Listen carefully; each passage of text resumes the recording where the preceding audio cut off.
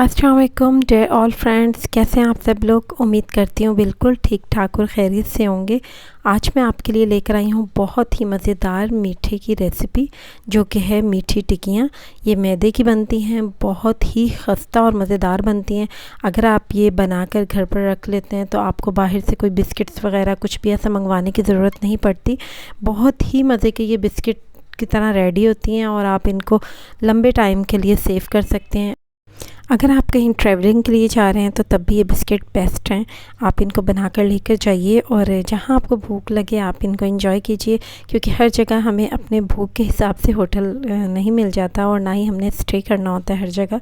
तो इस वजह से ये आपके ट्रैवल के लिए भी बेस्ट हैं, आपके बच्चों के लंच बॉक्स के लिए भी बेस्ट है और ये हेल्दी रेसिपी है। अगर आप लोग मेरे चैनल पर नए हैं तो इसको सब्सक्राइब कर बेल आइकॉन प्रेस कर दीजिए, ताकि मेरी हर नई आने वाली वीडियो का नोटिफिकेशन सबसे पहले आपके पास जाए। चलते हैं जी अपनी हम मेन रेसिपी की तरफ। आपने कोई बड़े साइज़ का बर्तन ले लेना है, जैसे कि हमने परात ले ली है। इसमें हमने बारीक छन्नी ले ली है। आटे से भी एक आटा छानने वाली छन्नी से भी एक बारीक छन्नी होती है मैदा वगैरह छानने वाली, तो हम वो इस्तेमाल करेंगे। और हमने इसके बीच में 3 कप मैदा ऐड किया है। आपने कोई भी 1 कप या कोई एक प्याला ले लेना है मेजरमेंट के लिए। तो यहाँ पे मैंने कप का इंतखाब किया है, तो इसी कप से ही मैं आपको सारी मेजरमेंट बताऊँगी। यहाँ पर देखिए जी, हमने सारा मैदा छान लिया है। इसके बाद हम इसके बीच में सूजी ऐड करेंगे। उसी कप से नाप कर आधा कप हमने सूजी ले ली है और वो हमने इसके बीच में ऐड कर दिया मैदे में। और इसके अलावा हम इसके बीच में ऐड करेंगे सफ़ेद तिल, जो कि है 3 टेबल स्पून। और ये आपने ले लेने हैं सफ़ेद तिल, बहुत मज़े के लगते हैं और इनका फ़ायदा भी बहुत होता है। तो यहाँ पर हम इस स्टेज पे इसके बीच में नमक भी ऐड करेंगे, जो कि है 1/3 टीस्पून।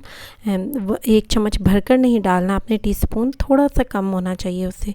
और इसके अलावा हम इसके बीच में ऐड करेंगे 2 इलायची, छोटी इलायची का पाउडर।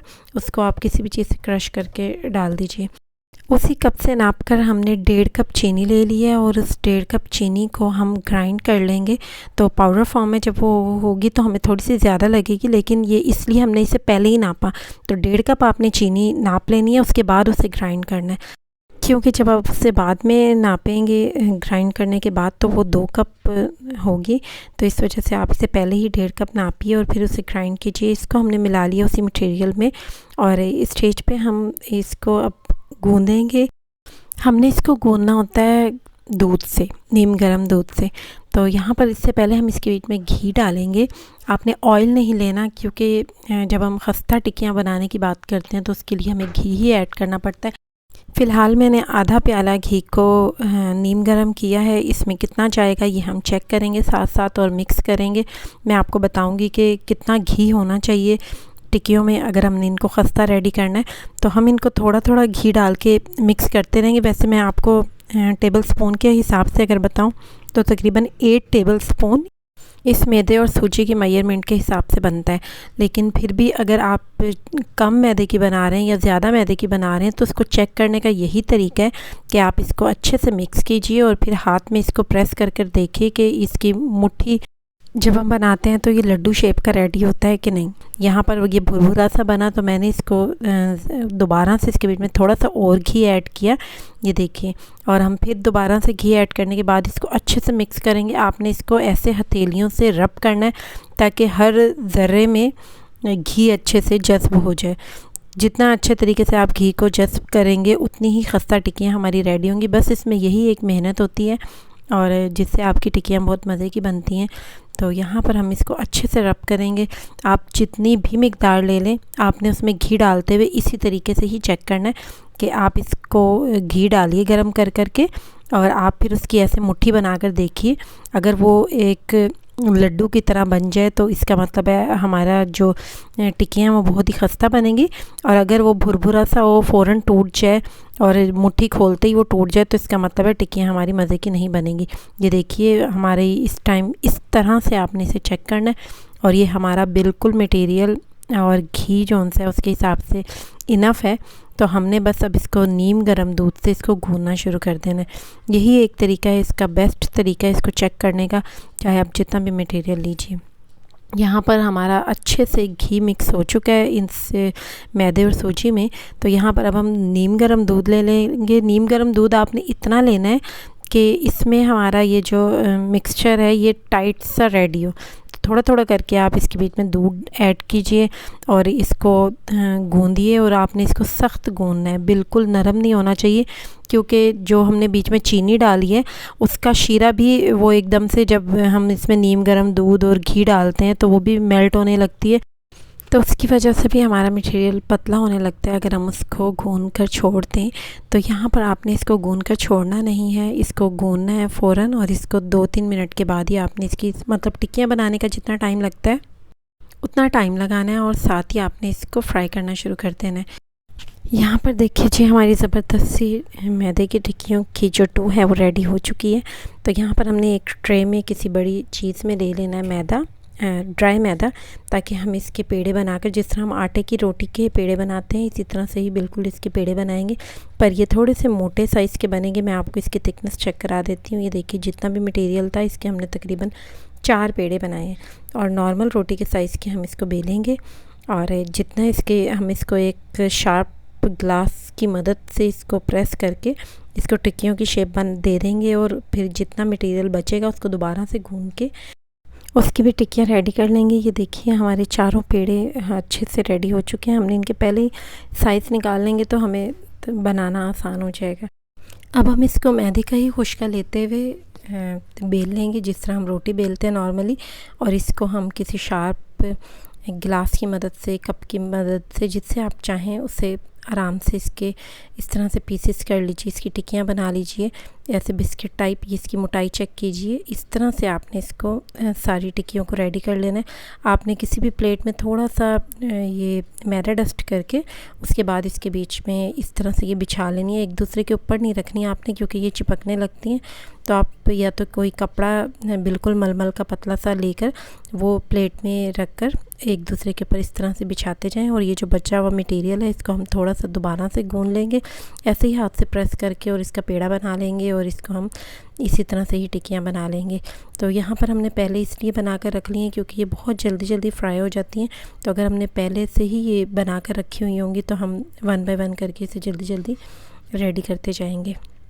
یہاں پر یہ دیکھیے ہمارا بچا ہوا سارا مٹیریل ہے, اس کو ہم دوبارہ سے پریس کر کر کے اس کا دوبارہ سے پیڑا ریڈی کر لیں گے تاکہ ہماری ٹکیوں میں بالکل کریکس نہ آئے. یہاں پر ہم نے ساری جو ہمارے پاس مٹیریل تھا اس کی ٹکیاں بنا لی ہیں. چھوٹا یہ اینڈ کا پیڑا بچا, اس کو میں بتاؤں گی آپ نے کس طرح سے یوز کرنا ہے. کسی بھی ذرے کو آپ نے ضائع نہیں کرنا. تو یہاں پر ہم نے لے لی ہے ایک کڑھائی, اور اس کے بیچ میں ہم ڈال دیں گے گھی, کیونکہ میں نے آپ کو جیسے کہ بتایا تھا کہ گھی میں ہماری ٹکیاں بہت ہی خستہ ریڈی ہوتی ہیں. گھی ہم نے اتنا لینا ہے کہ جس میں ہماری جو ٹکیاں ہیں وہ ڈیپ فرائی ہوں. ویسے بھی ہم نے ان کو تھوڑا تھوڑا کر ڈالنا ہے, بہت ساری ٹکیاں ایک ساتھ نہیں ڈال دینی. جتنی بڑی کڑھائی ہے اس کے حساب سے ہم نے ٹکیاں ڈالنی ہیں, لیکن گھی اتنا ہی ڈالنا ہے جس میں ٹکیاں ہماری اچھے سے ڈوب جائیں. تو یہاں پر میں نے تھوڑا سا مٹیریل کو ڈال کر چیک کیا کہ آئل اچھے سے گرم ہو چکا ہے کہ نہیں. میڈیم ٹو لو فلیم آپ نے اس کی رکھنی ہے. اور یہاں پر اب ہم 1 بائی 1 کر کے اس کے بیچ میں ساری ٹکیاں ایڈ کرتے جائیں گے. یہ دیکھیے آپ نے آرام آرام سے ڈالنی ہے اور ان کو بہت خیال سے فرائی کرنا ہے. جب ایک طرف سے یہ فرائی ہو جائیں تب آپ نے ان کو پلٹنا ہے, بیچ میں ان کو ہاتھ نہیں لگانا. تو یہاں پر ہم ان کو آرام آرام سے بیچ میں ڈال دیں گے, کیونکہ جب یہ گرم ہوتی ہیں تو بہت زیادہ ان کا ٹوٹنے کا خطرہ ہوتا ہے. اور کچھ تو ہماری گندائی میں یا کبھی کبھار ایسا فرق آ جاتا ہے, چیزیں تھوڑی سی اس میں اوپر نیچے ہو جائیں تو یہ ٹکیاں جیسی ہم اس کو آئل میں ڈالتے ہیں تو یہ کھل جاتی ہیں, بالکل جس طرح پاؤڈر فارم میں چلی جاتی ہیں یہ. تو وہ بھی میں آپ کو اس کے لیے بھی ویڈیو کے اینڈ میں بتاؤں گی کہ کس طرح سے ہم اسے فکس کر سکتے ہیں. یہاں پر یہ دیکھیے ہماری ٹکیاں جب ایک سائڈ سے کوک ہو جائیں گی تو ہم ان کو آرام سے دوسری سائڈ پہ پلٹ لیں گے. تقریباً 1.5 منٹ لگتا ہے, آپ کی فلیم پہ ڈیپینڈ کرتا ہے. ویسے تو آپ کو اس کو لو فلیم پہ, میڈیم ٹو لو فلیم پہ ہی کوک کرنا چاہیے. تو یہاں پر ہم جب اس کو ایک طرف سے کوک کر لیں گے, ہم اس کو چیک کر لیں گے ایک طرف سے اس کا کلر چینج ہو گیا تو ہم اس کو دوسری سائڈ پہ پلٹ دیں گے. یہاں آپ نے اس کا کلر بہت زیادہ ڈارک نہیں کرنا, خوبصورت سا گولڈن ریڈ کلر ہونا چاہیے, بہت ڈارک براؤن کلر نہیں ہونا چاہیے, کیونکہ وہ جب ٹھنڈی ہوتی ہیں تو ان کا کلر اور زیادہ تیز ہو جاتا ہے تو وہ دکھنے میں بھی خوبصورت نہیں لگتی ہیں اور جلی کی لک آتی ہے ان کی. یہاں پر دیکھیے خوبصورت سا گولڈن کلر ہو چکا ہے. اب ہم ان کو نکال کر کسی چھنی میں اس طرح سے سائڈ پہ رکھ دیں گے, اور تاکہ ان کا جو گھی ہے وہ اندر ہی کڑھائی میں ہی گرتا جائے اور یہ اچھے سے ڈرائی ہو جائے. तब तक हम इसके बीच में दूसरी टिक्कियाँ डाल देते हैं। इसी तरह से ही आपने सारी टिक्कियाँ फ्राई कर लेनी है। बहुत इजी है ये इनको फ्राई करना। इनमें बस जो इशू हो जाता है लोगों को वो मटेरियल का ही होता है। अगर आप सूजी थोड़ी सी ज़्यादा ऐड कर दें तो भी हमारी टिक्कियाँ बिल्कुल वो खिल जाती हैं, फिर वो उनको संभालना बहुत मुश्किल हो जाता है, उनको बनाना बहुत मुश्किल होता है। तो इस वजह से आपने सारे मटेरियल को हिसाब किताब से, जिस तरह मैंने आपको कप के हिसाब से मेजरमेंट बताई कि अगर आप 3 कप मैदा ले रहे हैं तो इसमें 1 कप ही आप सूजी ऐड करेंगे। अक्सर ऐसा होता है कि हमारी सूजी भी बहुत मोटी आ जाती है, उसकी वजह से भी टिक्कियाँ खिल जाती हैं। एक इनकी बाइंडिंग का एक और तरीका है कि आपके अगर इस तरह से टिक्कियाँ खिलने लगें तो आप पहले जिस तरह मैंने आपको बताया कि थोड़ा सा मटेरियल डाल के चेक कीजिए, और फिर भी अगर आपकी टिक्कियाँ खिल रही हैं तो आपने इस तरह करना है कि वो जो आपका ये होगी डो, उसमें थोड़ा सा मैदा आपने और ऐड करना है और एक अंडा आपने तोड़ के वो उसके साथ उसको गूंद लेना है। अंडा बहुत ही ज़बरदस्त बाइंडिंग का काम करता है, पर उससे यह है कि टिक्कियाँ थोड़ी सी ज़्यादा ही कड़क बनती हैं, तो मुझे इतनी ज़्यादा खस्ता नहीं बनानी थी, वो हार्ड हो जाती हैं, उनको चबाना ही थोड़ा मुश्किल हो जाता है। अंडा सिर्फ आप उस सूरत में डालिए जब आपसे वो संभल ना रही हो टिक्कियाँ। तो यहाँ पर देखिए हमारी कितनी शानदार खस्ता टिक्कियाँ रेडी हो चुकी हैं। आप इनको इसी तरह से ही जैसे मैंने आपको बताया है स्टेप बाय स्टेप फॉलो करेंगे तो आपकी टिक्कियाँ बहुत मज़े की बनेंगी। शुरू में मैंने भी बहुत सारी वीडियोस देख के लोगों की कुछ टिक्कियाँ जब भी मैंने बनाई मेरे साथ कुछ ना कुछ इश्यूज़ हो जाते थे, क्योंकि मुझे उस वक्त ये अंदाज़ा नहीं था कि अगर हमारे साथ इस तरह का कोई इशू हो जाए तो हमने उसको फ़िक्स किस तरह से करना है। तो मैंने अपनी वीडियो में पूरी डिटेल आप लोगों के साथ शेयर की है, और जब मैं इस रेसिपी के हिसाब से ये टिक्कियाँ बनाना शुरू की तो मेरी टिक्कियाँ बहुत मज़े की बनना शुरू हुई और परफेक्ट बनने लगी। आप भी इस वीडियो को ऐसे ही फॉलो कीजिए और इसी तरह से ही मज़ेदार सी टिक्कियाँ बनाइए, मीठी टिक्कियाँ मैदे की, और अपने बच्चों को लंच बॉक्स के लिए दीजिए। कहीं आप सफ़र पर जा रहे हैं उसके लिए ये बेस्ट है। मैं आपको एक बिस्किट ये तोड़कर भी दिखा देती हूँ। ये देखिए कितना सॉफ्ट है, अंदर से भी बहुत ज़्यादा सॉफ्ट है, बहुत ज़्यादा मतलब इसको ताकत नहीं लगी हमें तोड़ने के लिए। मैंने अपनी रेसिपी में सफ़ेद तिल का इस्तेमाल किया, आप चाहें तो ज़ीरा भी यूज़ कर सकते हैं। तो ज़ीरा अगर आप लेंगे तो वो 1.5 टीस्पून होगा। तो मैं उम्मीद करती हूँ आपको मेरी ये रेसिपी ज़रूर पसंद आएगी। रेसिपी पसंद आए तो इसको अपने फ्रेंड्स एंड फैमिली मेम्बर्स के साथ ज़रूर शेयर कीजिएगा, और मेरे चैनल को कर लीजिएगा सब्सक्राइब और बेल आइकॉन को प्रेस करना बिल्कुल मत भूलिएगा। इससे ये होगा कि मेरी हर नई आने वाली वीडियो का नोटिफिकेशन सबसे पहले आपके पास जाएगा। मुझे दुआओं में याद रखिएगा। अल्लाह हाफ़िज़।